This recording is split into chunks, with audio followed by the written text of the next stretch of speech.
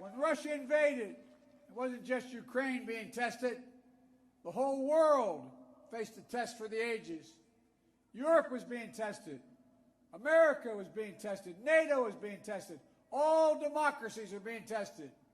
And the questions we faced were as simple as they were profound. Would we respond, or would we look the other way? Would we be strong, or would we be weak? Would we, all of our allies, would be united or divided? 1 year later, we know the answer. We did respond. We would be strong. We would be united. And the world would not look the other way. We also face fundamental questions about the commitment to the most basic of principles.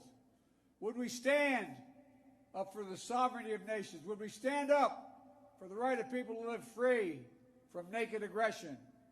Would we stand up for democracy? 1 year later, we know the answers. Yes, we would stand up for sovereignty, and we did. Yes, we would stand up for the right of people to live free from aggression, and we did. And we would stand up for democracy, and we did.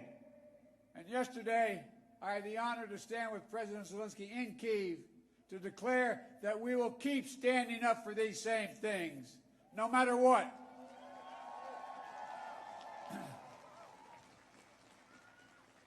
When President Putin ordered his tanks to roll into Ukraine, he thought we would roll over. He was wrong. The Ukrainian people are too brave. America, Europe, a coalition of nations from the Atlantic to the Pacific, we were too unified. Democracy was too strong. Instead of an easy victory he perceived and predicted, Putin left with burnt-out tanks and Russia's forces in disarray.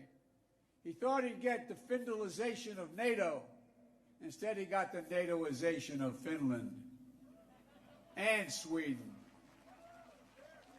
He thought NATO would fracture and divide.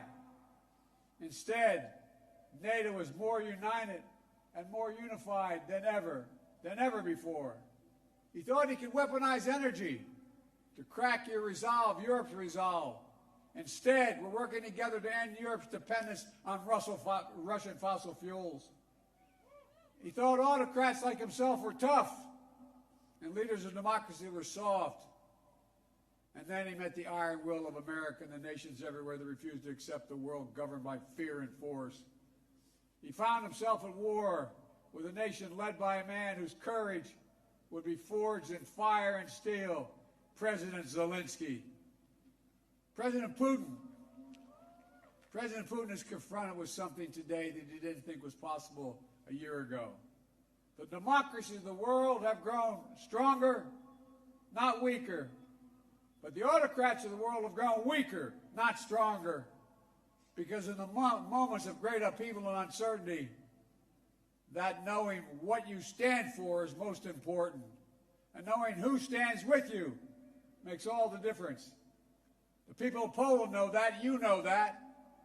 In fact, you know it better than anyone here in Poland. Because that's what solidarity means. Through partition and oppression, when the beautiful city was destroyed after the Warsaw Uprising,